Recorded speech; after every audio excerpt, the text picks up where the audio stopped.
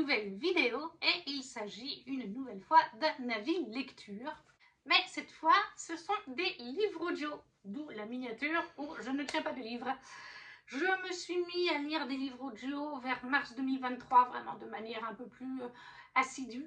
Je lis en allant au travail, en rentrant le soir, ça fait à peu près 40 à 45 minutes par jour d'audio. Après, personnellement, je n'arrive pas à écouter en 1.5, 1.2. Je reste en vitesse classique parce que déjà, je me concentre sur la route. Voilà, je suis dans une région où il y a souvent des zinzins. Donc, ça m'arrive de perdre du coup mon audio alors qu'il est en vitesse 1. Donc, c'est pour ça que je ne mets pas plus vite. Surtout que des fois, selon le world building, il faut se concentrer sur ce qu'on écoute. Et au-delà de lire aussi en audio quand je rentre du travail, je lis aussi en audio. Enfin, j'écoute plutôt en audio avec les enfants des livres jeunesse parce que quand j'ai eu ma nouvelle voiture, je n'ai plus de lecteur de CD. Donc on écoutait la radio et à l'époque ils avaient 8 ans et demi. Autant dire que des fois la radio à 8 ans et demi, c'est énergie. Ils ne sont pas vraiment très polis. Ils ont des fois des anecdotes un petit peu plus mitigées. Hein. Donc voilà. Je vais vous présenter du coup plusieurs audios que j'ai lus parce qu'il y en a quand même un petit paquet. Et pour commencer, Les Étoiles de Noces de Sophie Jomain. Les tomes 1 à 5, j'ai terminé la saga. C'est une production Audible Studio, oui c'est ça. Et c'est lu par Mélina Sia. J'ai beaucoup apprécié. Alors pour vous parler un petit peu, j'ai mis à la saga dans son entièreté 19 sur 20. C'est un mini coup de cœur. On suit en fait Anna Jorion. Anna et ses parents vont pour les vacances d'été en Écosse, à Wick si je me rappelle bien, pour voir la grand-mère d'Anna. Et dès l'aéroport, elle va faire la connaissance de Lisa Sutherland. Elle va se lier très vite avec lui, avec une autre jeune femme, sa meilleure amie, Alice, qui tient une boutique de livres, ésotérisme, etc., surnaturel, et un autre jeune homme. Voilà, ça a été 3 protagonistes principaux avec, autour de Anna pour ce tome 1. Et en fait, on est sur des vibes à la Twilight. Clairement, si vous avez lu Twilight, si vous avez vu les films Twilight, je me demande si l'autrice, parce que cette saga a quelques années, maintenant je ne saurais pas vous dire combien, mais je sais qu'elle n'est pas récente. Je me demande si l'autrice n'est pas une fan de Twilight et si elle n'était pas une Team Jacob en fait. Parce que si vous connaissez Twilight, vous savez très bien Team Jacob, Team Edward, à quoi ça correspond. Puisque là en fait, dans cette saga, on tourne surtout autour des loups, des loups-garous. Bien sûr qu'il y a un peu de vampires qui vont se greffer au fil de la saga, mais voilà, le thématique principal c'est le loup-garou. J'ai beaucoup aimé comment Sophie Jomain en fait a amené ces loups-garous, puisqu'en fait il y a 3 espèces de loups. Je me rappelle qu'il y a le galbro, il y a le lupus je crois, en tout cas il y a le galbro, et il y a 2 autres espèces, et j'aime bien parce qu'elles ont chacune des caractéristiques. Par exemple, il me semble que c'est le galbro, lorsque l'être humain se transforme en loup, il oublie totalement qui il est. Il oublie ses amis, sa famille, peut-être pas sa famille, mais ses amis, sa petite amie, il oublie tout le monde, il est sanguinaire pratiquement, c'est ça. Et quand il se transforme aussi et qu'il a une proie en tête, c'est une créature sauvage, voilà, vraiment dans le vrai terme du mot. Alors que notre espèce de loup, elle, quand elle se transforme, elle se rappelle très bien ses amitiés, sa petite copine, sa famille, ses machins, elle sait qui elle est mentalement. Voilà, j'ai beaucoup aimé ce fait-là, que les loups-garous ont chacun dans ces 3 espèces des caractéristiques bien à elles. Il n'y a pas juste une espèce comme c'est souvent le cas. J'ai aussi beaucoup aimé les vampires qu'on a dans la saga. Je reste aussi très vague à leur niveau, mais il y a vraiment 2 sortes de vampires qui sont développés dans la saga et ils sont très différents. Très différents des vampires de Twilight qui supportent le soleil, qui brillent au soleil. Très différents des vampires classiques qui ne supportent pas la nuit, l'ail, le machin. Voilà, je resterai vague parce que si vous avez envie de lire la saga, je préfère éviter de vous spoiler. Mais voilà, ils sont très différents de ce qu'on voit d'habitude.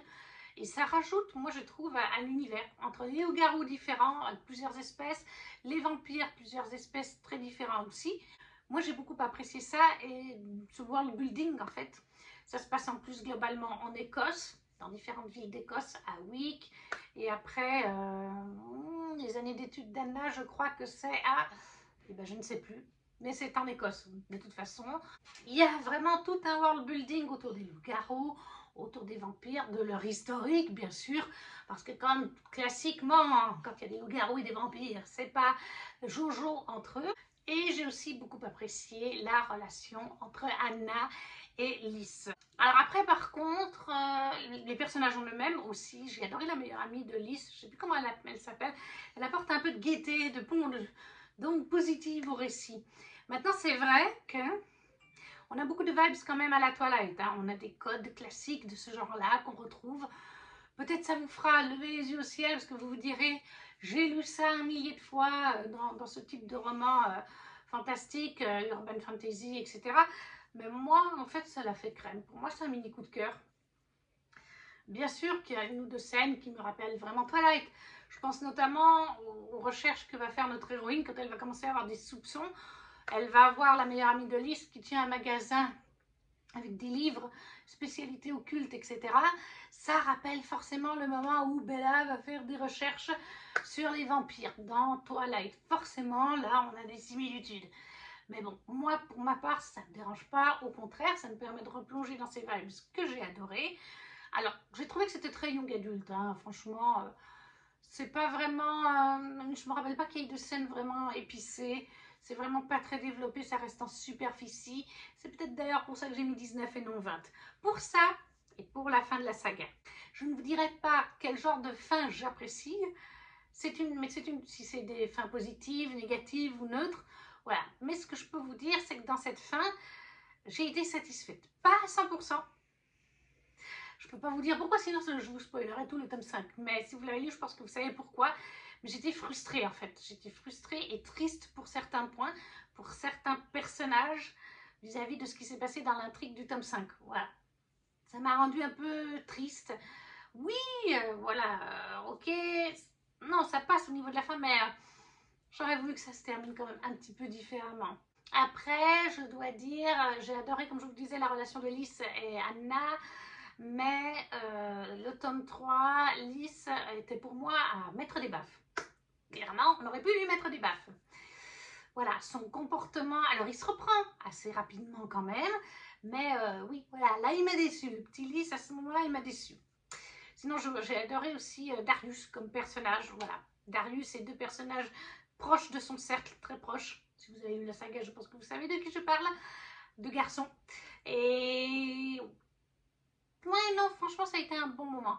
Niveau audio, moi j'ai passé aussi un très bon moment. Franchement, j'ai trouvé que c'était sympa, c'est fluide. La narratrice, elle fait bien son job. Et en fait, j'aimais bien les intonations qu'elle prenait pour Lys. Je sais pas, pourtant c'est une voix de femme hein, et on le sent, mais j'aimais bien les intonations qu'elle mettait à Lys. C'est assez bête à dire, mais c'est le cas. De manière générale, la plume de Sophie Joma était très agréable.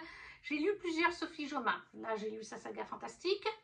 Je l'ai lu dans 2 romances de Noël. Vous savez, ces romances calendrier. Et pour l'instant, c'est ce que j'ai préféré de Sophie Joma. C'est vraiment Les Étoiles de Nocède. Son écriture est très bonne, c'est très fluide. Après, comme je vous dis, c'est young adulte. Il y a quand même bien un world building autour de nos personnages. Et on se replonge avec plaisir, en tout cas pour ma part, dans ce côté fantastique à la vibes Twilight. Donc voilà, Les Étoiles de Nocède de Sophie Joma, la saga dans son entièreté est lue, et c'est écouté en audio plutôt, et c'est un 19 sur 20. C'est un mini coup de cœur, voilà. Il m'a manqué un peu de spicy, comme je vous disais, et la fin. La fin concernant un personnage, j'aurais voulu autre chose. Mais ça aurait pu être encore différent, donc c'est satisfaisant, on va dire comme ça. Ensuite, comme je vous ai dit, je lis aussi, enfin j'écoute du coup en audio avec les enfants des livres et j'ai réécouté en audio, enfin c'est première écoute audio, mais relecture pour ma part, la guerre des clans, le cycle 1 des Hérénontaires. Et ça je crois que c'est une production Easy, oui tout à fait Easy, et c'est lu par Erwan Zamor. Voilà, donc le cycle 1 ça faisait 6 tomes. La guerre des clans, c'est une saga jeunesse avec des chats. Des chats sauvages. Ce sont 4 clans. Le clan de la rivière, le clan de l'ombre, le clan du vent et le clan du tonnerre.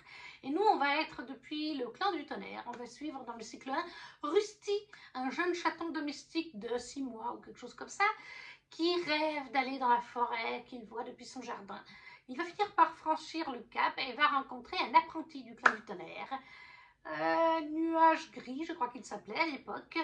Et le même soir, il va rencontrer Étoile Bleue, la chef du clan du tonnerre. Et ils vont lui expliquer la vie au sein du clan du tonnerre, la vie entre les clans, les batailles pour les territoires, c'est nourrir les enfants, les reines qui sont les mères, les anciens, prendre soin des autres, se soutenir mutuellement, bref, la vie d'un clan. Et Étoile Bleue va proposer à Rusty, elle va lui donner 24 heures pour réfléchir s'il souhaite rejoindre le clan du tonnerre, puisque cette année il y a eu peu de naissances, il manque de guerriers, donc Étoile Bleue se dit, puisqu'il a envie peut-être de nous rejoindre, pourquoi ne pas le former en tant qu'apprenti pour devenir un futur guerrier. Voilà, le cycle 1 c'est ça, c'est Rusty qui va découvrir le clan, qui va devenir nuage de feu, qui va suivre son apprentissage, se lier d'amitié avec Nuage Gris, avec Nuage de jet, tomber amoureux plusieurs fois, plein de choses. J'adore cette saga jeunesse. Franchement, je vous ai dit, je l'ai déjà lu une fois en français, une fois en anglais, et là je l'ai réécouté en anglais avec les enfants. Eux aussi ont adoré, on a dévoré ce cycle 1. Quand on l'a eu fini, les enfants m'ont dit la suite. Ben, la suite, il n'y a pas en audio. J'ai contacté d'abord Lizzie qui m'a dit de voir avec la maison d'édition directement. Donc PKJ, si je ne me trompe pas. Et PKJ m'ont dit, on a un projet, c'est en discussion de faire la suite de la saga, le cycle 2, mais c'est pas pour de suite, de toute façon. Les enfants étaient hyper déçus. On a du coup continué en lecture. Je leur lis le cycle 2, là on est dans le 3e tome, bientôt à 50%. J'adore cette saga. Alors oui, c'est de la jeunesse, mais même si c'est de la jeunesse, je trouve que par beaucoup d'aspects, faut pas qu'un enfant trop jeune le lise ou trop sensible en fait, parce qu'on a vraiment les aspects de la vie sauvage, de chasse sauvage, et en fait c'est impitoyable. On a à un moment donné dans le cycle une reine qui va mourir en mettant au monde ses bébés. C'est des choses qui arrivent même à nous en tant qu'êtres humains, même si nous maintenant grâce à la médecine et aux hôpitaux, bon c'est beaucoup moins souvent, mais dans la nature eh bien, ça l'est beaucoup plus. Pour des chats c'est vraiment le cas. Mais cette scène m'avait vraiment traumatisée. Il y a d'autres morts qui m'ont fait pleurer. Voilà, et j'ai beau, c'est beau. Voilà, je connais l'histoire, ça fait 3 fois que je la lis. Et à chaque fois, j'avais les larmes aux yeux.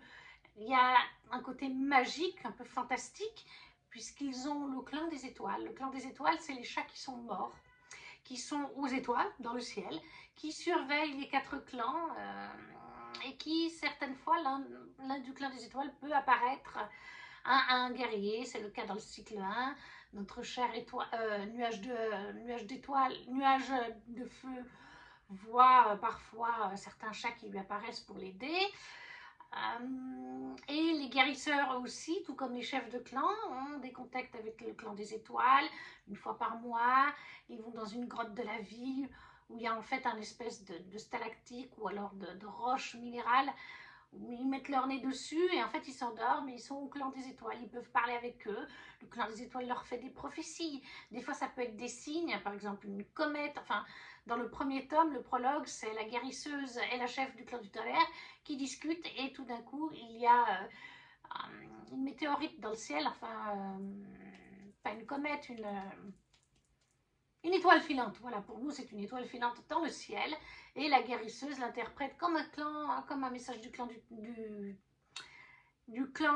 étoiles qui leur envoie comme message que le feu sera victorieux dans la forêt. Chose un peu bizarre parce que les chats craignent le feu. Voilà, mais c'est lié à l'intrigue, donc je vous en dirai pas plus. Et donc oui, en plus on a ce côté dans le cycle 1 où un des personnages tombe amoureux d'un chat dans un clan rival. Je ne vous dirai pas qui, comment, pourquoi. D'ailleurs, spoiler, non pas vraiment, mais on en est à 6 ou 7 cycles. Et je peux vous dire, de 6 tomes à chaque fois, et je peux vous dire que c'est pas le seul chat qui tombe amoureux d'un chat d'un autre clan. Il y en a dans chaque cycle, pratiquement ça arrive.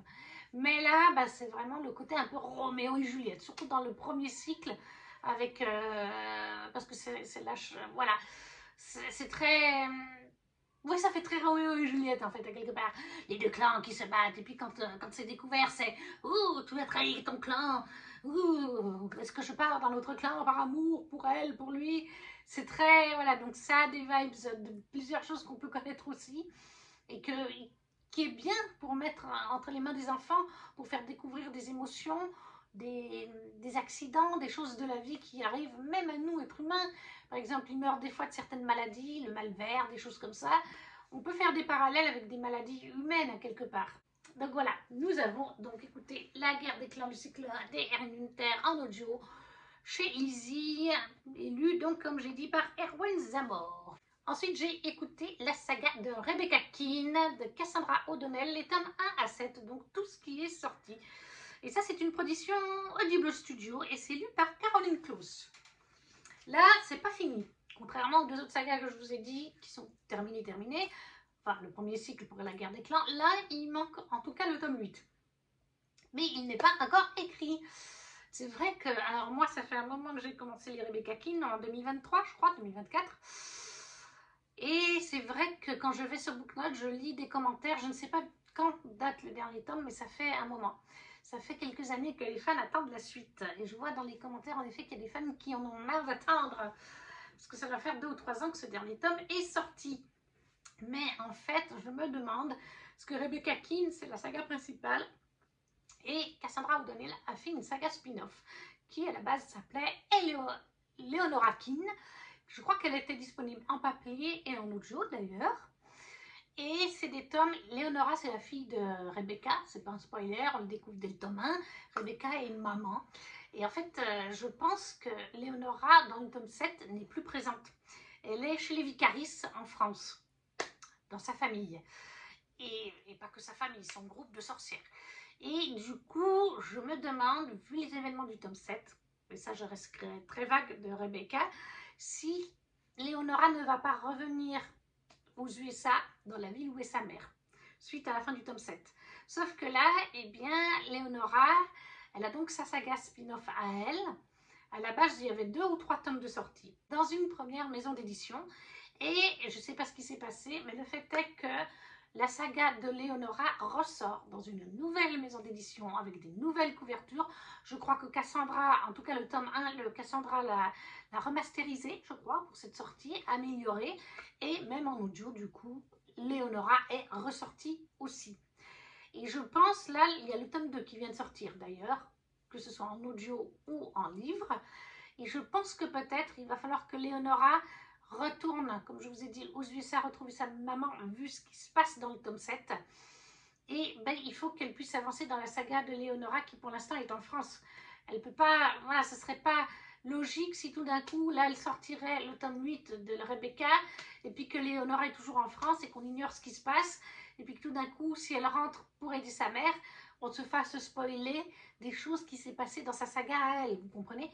Moi, je pense que c'est pour ça que Cassandra O'Donnell a mis beaucoup de temps à sortir ce tome 8, du coup, parce qu'elle a dû relancer Leonora dans une autre maison d'édition, revoir son texte, pour ensuite avancer cette saga. C'est ce que je pense. C'est dommage, parce que c'est vrai que du coup, quand on enchaîne, comme là, moi j'ai enchaîné les audios, je faisais un mois, enfin, un audio de Rebecca Keane, un audio de Les Étoiles de Nosed.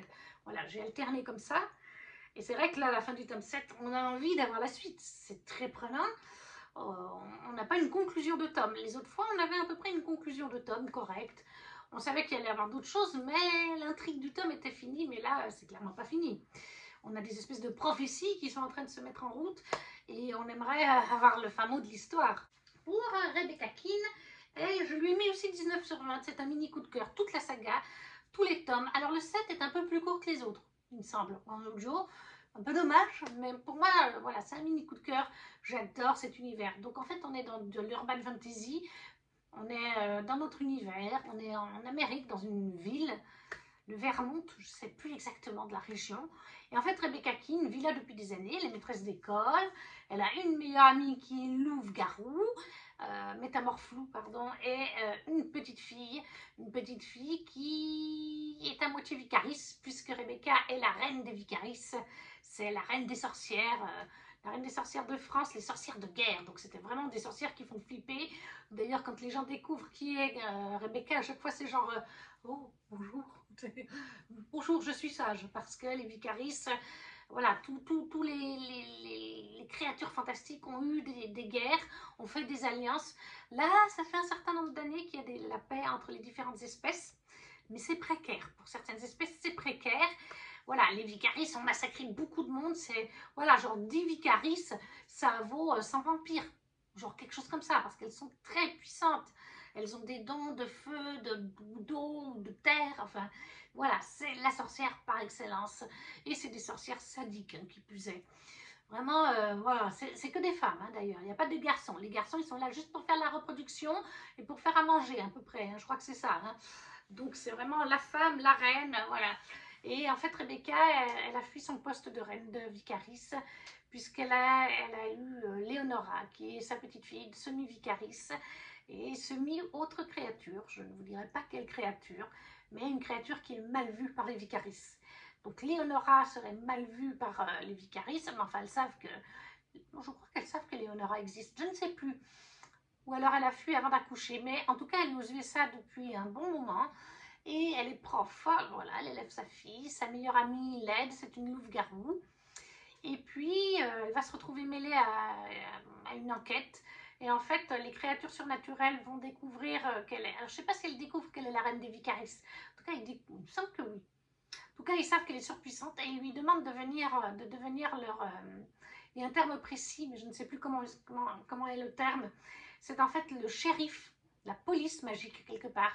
Chaque département, enfin chaque région d'Amérique a son shérif surnaturel qui est là pour enquêter sur les meurtres surnaturels, qui est là pour éviter les conflits entre les espèces, puisqu'on a des loups-garous, enfin des métamorphes flous, qui sont dirigés par, je ne sais plus comment il s'appelle.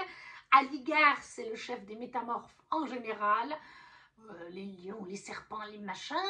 Vous avez un vampire qui est millénaire, qui est chef des vampires, et maintenant j'ai oublié son nom. Vous avez les démons, avec un puissant démon qui est dans la région. Voilà, les sorcières, les potionneuses, elles s'appellent. Elles, c'est pas des sorcières de guerre, c'est les potionneuses qui ont aussi... Et chaque espèce a son propre conseil aussi, hein, voilà, avec des hauts placés. Et en fait, voilà, ce petit groupe de gens vont demander à Rebecca de devenir leur shérif magique pour gérer les conflits surnaturels ou avec les êtres humains d'ailleurs. Voilà, c'est le shérif magique, c'est l'Assaïm, voilà, c'est l'Assaïm du Vermont. Et dans cette saga, Rebecca va avoir plusieurs... elle a un harem à quelque part. J'ai envie de dire qu'elle a un harem parce que pratiquement tous les chefs... Alors, il y en a un qui est marié et tout, mais il a beaucoup de respect pour elle. C'est presque comme sa fille au fil de la saga. On a Raphaël, le chef des vampires, le vampire suprême de la région. On a Michael, le chef des vampires français ou européens. On a Aligar, le chef des métamorphes. On a même le démon de la région suprême. Enfin, ils sont tous presque au pied de Rebecca. Que ce soit par des sentiments, soit par de l'envie sexuelle, et même des fois d'autres personnages autour. Voilà, il y a un moment donné, il y a un peu, tout au long de la saga, une espèce de un espèce de triangle à quelque part avec un métamorphe aussi, mais j'aime beaucoup en fait, ça me fait rire à chaque fois, surtout que Rebecca ne voit pas jusqu'au dernier moment où tout d'un coup un d'entre eux va être là, mais Rebecca, tu me plais en fait, et puis elle est là, je dis oui, mais... Alors, surtout que Rebecca, c'est pas forcément la femme la plus sexy du monde, comparée à sa meilleure amie qui adore faire du shopping, tout ça, sa fille aussi, elle c'est vraiment basket, c'est ses épées, c'est ses armes à feu, parce que c'est une grande guerrière, mais c'est pas forcément la femme la plus coquette, hein. Les robes et tout ça, elle connaît pas, hein. Mais elle a plein d'hommes autour d'elle qui veulent la protéger. Elle-même protège tout ce petit monde, c'est des fois un petit peu... voilà, c'est genre Rebecca, ne fais pas ça, je te protège. Et elle est là, mais non, mais c'est moi qui vous protège, les gars. Et j'adore l'humour en fait de Rebecca, que ce soit les phrases qu'elle va dire à voix haute ou les pensées qu'elle garde pour elle, mais qu'on a du coup. Elle est nature confiture, Rebecca. Elle dit ce qu'elle pense pratiquement tout le temps, déjà, à tout le monde. Et quand elle ne le dit pas, elle le pense bien fort, hein. Avec un langage pas très poli, pas très forcément... ouais, pas très poli, pas, mais assez chartier. Mais j'adore ce personnage. Je trouve drôle, je trouve... lumineux. J'adore ses interactions avec sa fille Léonora. J'adore sa romance avec un des personnages, je ne peux pas vous dire lequel. C'est son love interest principal. Même si, comme je vous dis, il y a un love triangle avec un autre personnage.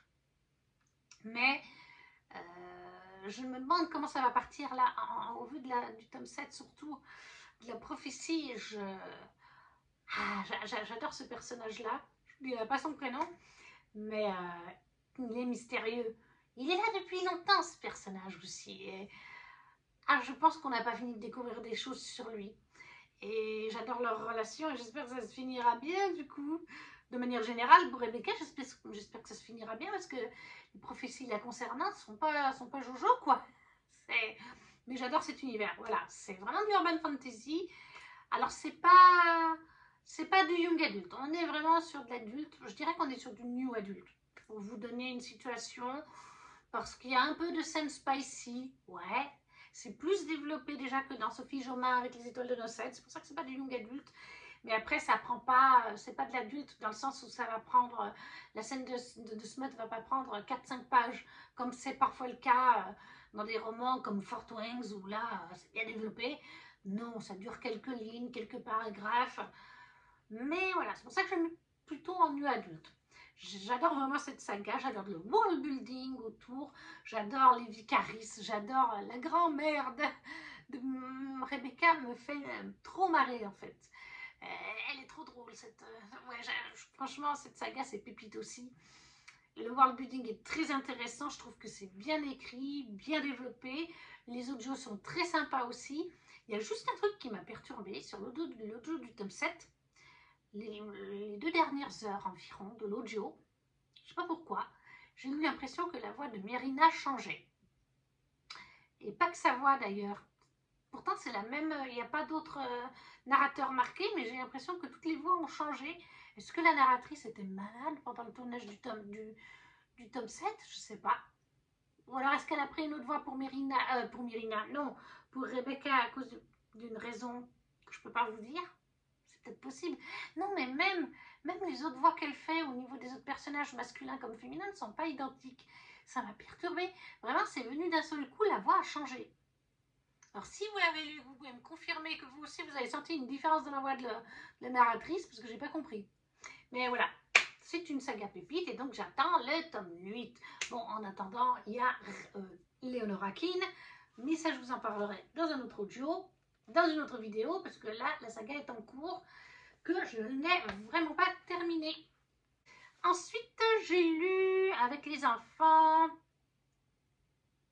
Magic Charlie, les tomes 1 à 3, on a terminé, de Audrey Alouette. Et c'est du coup de Gallimard Jeunesse Studio Audio. Et c'est lu par Guillaume Marquet. Alors, j'avais lu Magic Charlie, j'avais lu le tome 1, genre en 2021, ça datait un petit peu. Hein.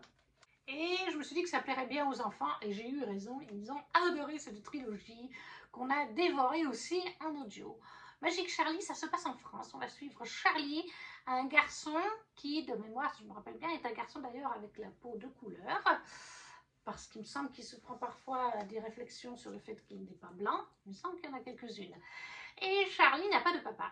Il vit seul avec sa maman depuis des années. Et quand il était petit garçon, sa grand-mère, qui vivait dans une caravane, oui, je crois que c'est ça, a soudainement disparu. Il a un souvenir de cette journée, il est en train de faire des pâtisseries avec elle. Et tout d'un coup, des pâtisseries magiques, mais ça, il a oublié la partie magie, ce qu'on le voit, c'est dans le prologue. Et tout d'un coup, il se passe quelque chose, il a ouvert une des pâtisseries, parce qu'à l'intérieur des pâtisseries, il y a des petits mots, avec des petites phrases magiques, etc. Et la petite phrase qu'il a ouverte, ou que sa mamie a ouverte, dans les secondes qui ont suivi, il s'est passé un truc. Et après, sa grand-mère avait l'air complètement paniquée, après lui. Et après, tout d'un coup, eh ben, elle embarque ses affaires et elle part et elle laisse Charlie. Et quand la maman retrouve Charlie, il est tout seul. Mamie est partie avec ses caravanes et ils ne l'ont pas revu jusqu'à plusieurs années plus tard, au début de Magic Charlie, où en fait, sa maman lui révèle qu'on vient de retrouver ta grand-mère. Elle a perdu la boule. Elle ne sait plus qui elle est, comment, pourquoi. Mais voilà, donc au lieu de la mettre dans un EHPAD, on va prendre mamie à la maison et on va prendre soin d'elle. Mais dès que mamie arrive, Elle va faire des réflexions à Charlie, il va trouver un chapeau qu'elle dit que c'est un chapeau magique. Et en fait, très vite, il va même trouver, je crois qu'il va trouver dans les affaires de sa mamie une vidéo, je crois que c'est, mais une vidéo magique où en fait elle explique qu'elle est une sorcière. Et Charlie aussi est un sorcier. Et en fait, elle a dû s'enfuir pour certaines raisons. Et elle a dû donner ses souvenirs pour certaines raisons. C'est pour ça qu'elle perd la tête. Elle a dû donner ses souvenirs au cavalier. Au cavalier noir, je ne sais plus comment il s'appelle maintenant, mais c'est un cavalier sur un cheval tout de noir vêtu, il a une faux, il prend vos souvenirs, il vous fauche la vie. Et donc du coup, Charlie va se mettre en quête de vouloir apprendre la magie. Elle lui conseille d'aller voir son amie, Maître Lynn, un ami à elle. En fait, c'est un ancien apprenti de sa mamie. Et il a sa meilleure amie, June, et il va se lier d'amitié avec une autre sorcière. Je ne vous dirai pas son prénom, voilà. Il va se lier d'amitié avec une autre sorcière aussi. Je ne veux pas vous dire son prénom en fait.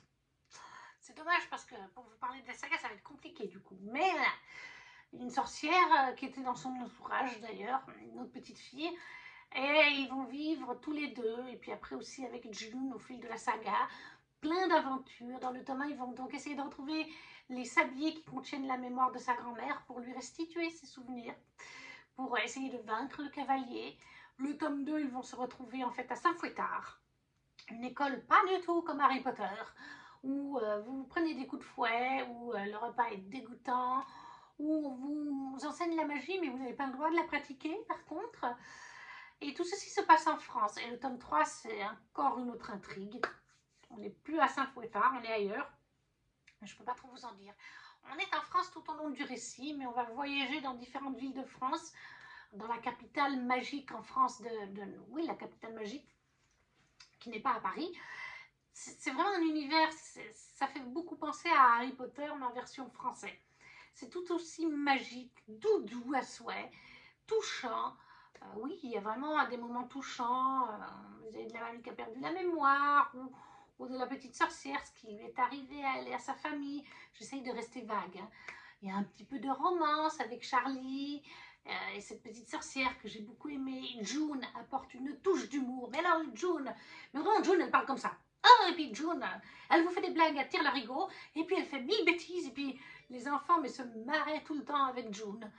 Oh, genre, oh Charlie, regarde ce qu'on a fait là. Elle est vraiment, le narrateur vraiment a fait un super job au niveau des voix. Tout le monde a bien une voix différente, des intonations différentes. Non, vraiment, c'est une saga doudou à souhait. En fait, c'est cocooning, c'est tout ce qu'on veut. Et combien je lui ai mis? Je lui ai mis 19 sur 20, voilà. Je ne sais pas vous dire ce qui m'a manqué dans Magic Charlie pour mettre 20 sur 20. Je ne sais franchement pas, parce que j'adore en fait cet univers qui est doudou. Mais c'est déjà un mini coup de cœur. Pour moi, 19 sur 20, c'est un mini coup de cœur, c'est déjà très bien. C'est, ouais, non, franchement, je peux que vous conseiller, même en tant qu'adulte, c'est une lecture doudou. Alors, après, il y a différents niveaux de compréhension. Dans Magic Charlie, c'est ça qui est bien. Vous avez, par exemple, vous avez des personnages qui peuvent avoir des fois des noms qui vous sont familiers. Et là, tout d'un coup, ça ne me revient pas. Ah oui, par exemple, il y a un personnage qui, le nom de famille, c'est Butternut. Alors, Butternut, voilà, un enfant ne va pas comprendre, mais Butternut, c'est une sorte de courge, en fait. La Butternut, c'est une courge. Vous avez Péplouse, la serpillière. Péplouse, c'est un terme qu'on a déjà entendu pour des serpillères, justement. Il y a plein des fois de petits mots comme ça, à mots-clés, à double sens. Les enfants ne comprendront pas forcément, mais nous, en tant qu'adultes, là, comme ça ne me revient pas. Mais je sais qu'il y en avait encore dans le tome 3, et quand j'ai entendu ça la première fois, j'ai dit « Ah, mais oui, ça, c'est genre, ça vient de telle expression, de tel mot, ou de tel univers livresque. » Oui, ça peut aussi éventuellement être inspiré. J'ai adoré comment elle a fait ça, Audrey Alouette, en fait. C'est vraiment un super univers, c'est vraiment une superbe plume. Pour moi, c'est déjà de la cozy fantasy. Voilà, parce que c'est doudou. Il y a un petit peu des morts quand même. Oui, oui, il y en a. Pas tant que ça, mais il y en a un petit peu. Mais ça reste doudou et ça reste cosy parce que c'est mignon par les amitiés, par la romance, par les liens de famille. Enfin, ouais, franchement, je ne peux que vous le conseiller. Et comme je vous dis, le narrateur, je crois que c'est un monsieur, oui c'est un monsieur, fait super bien son travail. En plus de ça, il y a parfois des petits bruitages. Par exemple, à la fin des chapitres, il y a des petites musiques différentes.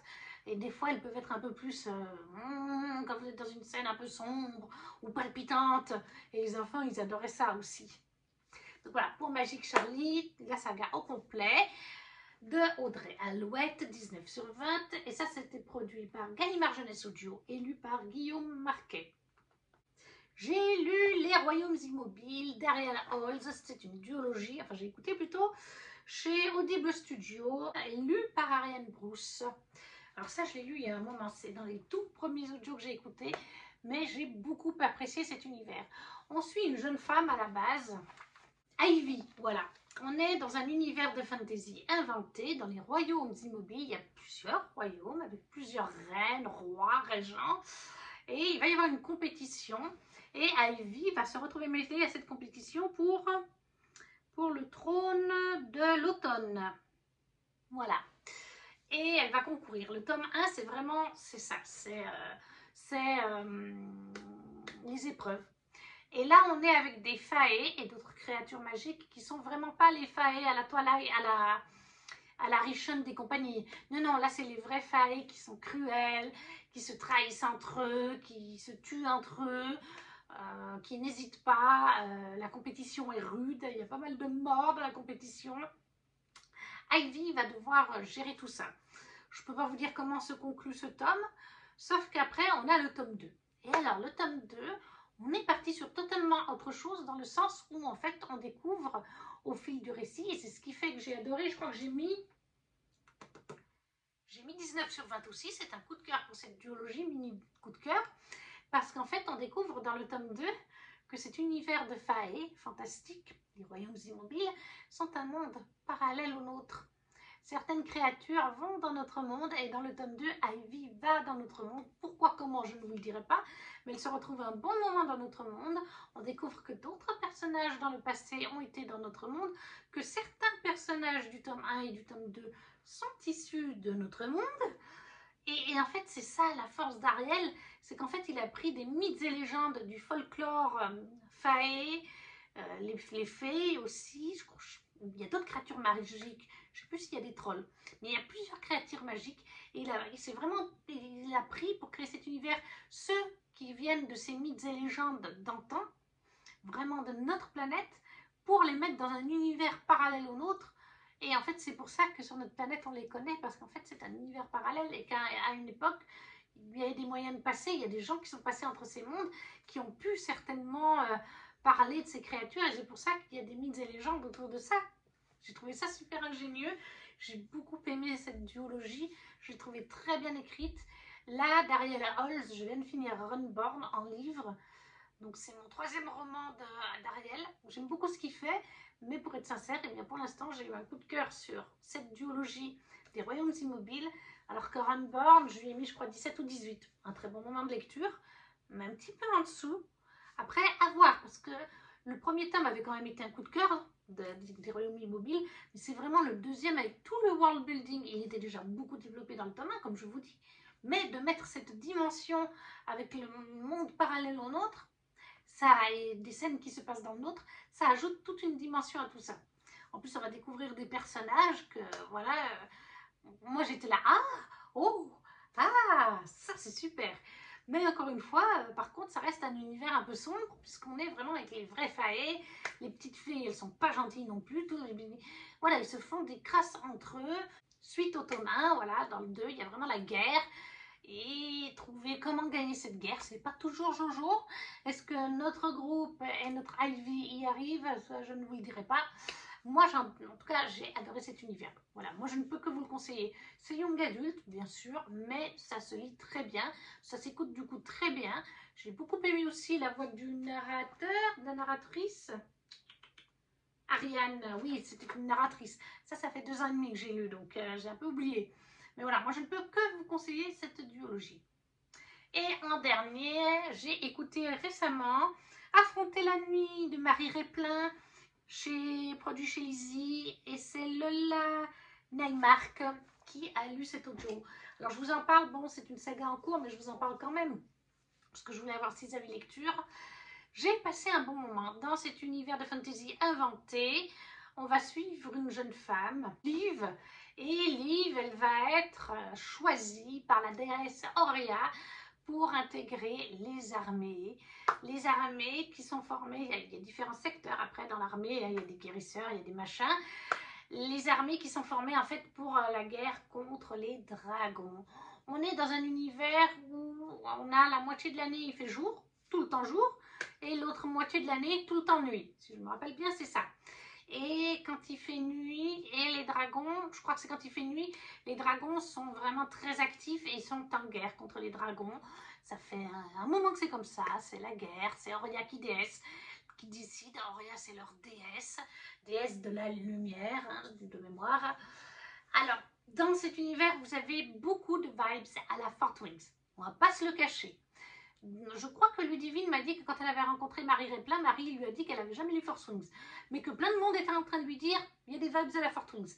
Parce que oui, Liv, elle ne devait pas du tout faire ça. Liv, elle avait sa petite vie qui était planifiée et lors des sélections sur la place publique, elle est choisie, la lumière se fait sur elle, elle n'a pas le choix, elle doit accepter. Et c'est vrai qu'on peut faire et elle va du coup dans cette école de guerre pour apprendre à faire la guerre, pour utiliser un potentiel don qui doit se développer en elle, et tous ces aspects-là rappellent Violette Sorrengal, c'est sûr, c'est certain, parce que c'est une académie comme dans Basgat de Fort Wings, où il y a des morts, ceux qui ne savent pas gérer leurs dons, des morts au combat, d'entraînement, etc. Bref, c'est deux univers où ouais, c'est pas la joie d'entrer dans l'école de guerre. Et que bien sûr, à chaque fois, la jeune fille va commencer à éprouver une attirance pour le gars sombre et ténébreux, voilà, aux cheveux noirs, etc. Et qui est un peu taciturne, un peu... dans Fort Wings, c'est le chef de leur faction. Et là, je crois que c'est un commandant. C'est le fils d'un haut placé dans l'armée lui-même. Donc, voilà, les parallèles, il y en a beaucoup. Après, on s'en éloigne au fil du roman dans le sens où, voilà, tout le world building sur le côté jour, le côté nuit, la guerre avec les dragons, c'est pas du tout le cas dans Fort Wings, mais c'est vrai que les bases, l'école et la romance, ça reste quand même assez similaire. Alors moi, personnellement, j'y ai mis du coup 19 sur 20. C'était un mini coup de cœur aussi, parce que j'ai beaucoup apprécié la fin. Ça laisse présager plein de choses pour la suite. Voilà, à voir comment ce sera fait. Je ne sais pas si c'est une duologie ou une trilogie. Mais en tout cas, ça laisse présager plein de choses. Ça peut évoluer. Et c'est très plaisant à lire. Du coup, là, c'était à écouter. La narratrice était très bien. C'est une dame, hein, c'est ça? Oui, c'est ça. Elle était aussi très bien. J'ai pris du plaisir. J'ai juste pas pu mettre un 20 sur 20 parce que on reste sur du young adulte. Il n'y a pas de scène de spicy pour l'instant. Et pour ce côté similitude, vibes Twilight, non, vibes Fort Wings.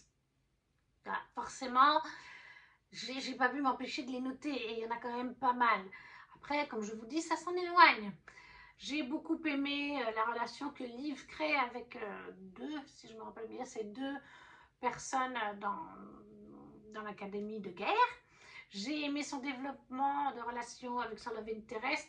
Elle m'a fait beaucoup rire parce que ça fait un moment qu'on sent que le gars, il éprouve des choses pour elle, une attirance et tout ça. Qu'on sent que ses amis ont capté que le gars était peut-être pas indifférent. La meilleure amie du gars a essayé de faire comprendre à Liv, mais Liv, elle croit toujours qu'il la déteste. Voilà, elle essaye de le détester.